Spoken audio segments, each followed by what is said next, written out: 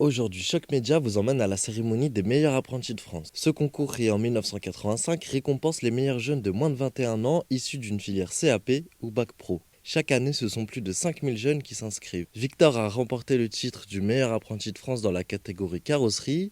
Avant lui, son père et son grand-père ont été meilleurs ouvriers de France.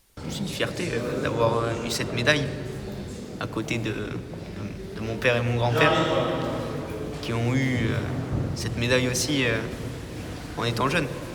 Il faut s'écouter, il faut croire en soi pour aller au but. On l'a accompagné, on l'a aidé, on l'a guidé et puis on lui a montré le chemin juste qu'il a pris tout seul comme un grand.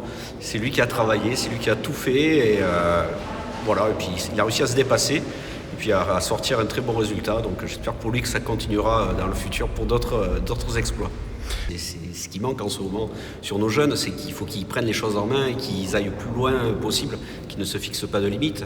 Et ensuite, le titre de meilleur ouvrier de France, c'est l'étape, c'est le concours le plus haut qui existe dans en tant qu'ouvrier. Donc, personnellement, c'est le dépassement de soi. Voilà, c'est d'aller au-delà. Et ensuite, c'est ne pas se contenter de ça, c'est-à-dire de le faire profiter aux gens qui sont autour de nous. Bernard a été meilleur ouvrier de France il y a 44 ans. C'était important pour lui d'être présent aujourd'hui pour son petit-fils. C'était en 1979 et c'était Valéry Giscard d'Estaing qui m'avait remis ma médaille puisque j'avais eu le titre à 25 ans. Ça m'a ouvert beaucoup de portes. Je suis devenu enseignant à la Chambre des métiers de la Gironde. J'ai monté une affaire aussi de carrosserie. Disons qu'on a des portes qui s'ouvrent et il faut en profiter.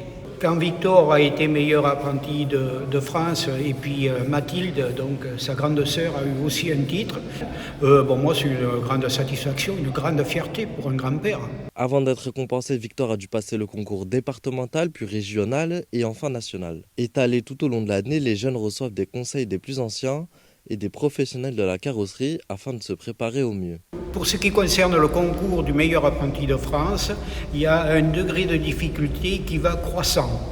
On ne demande pas l'impossible à un jeune parce qu'ils sont en seconde année de formation, mais disons que ce n'est pas des opérations faciles. On peut le faire qu'une fois, le meilleur apprenti.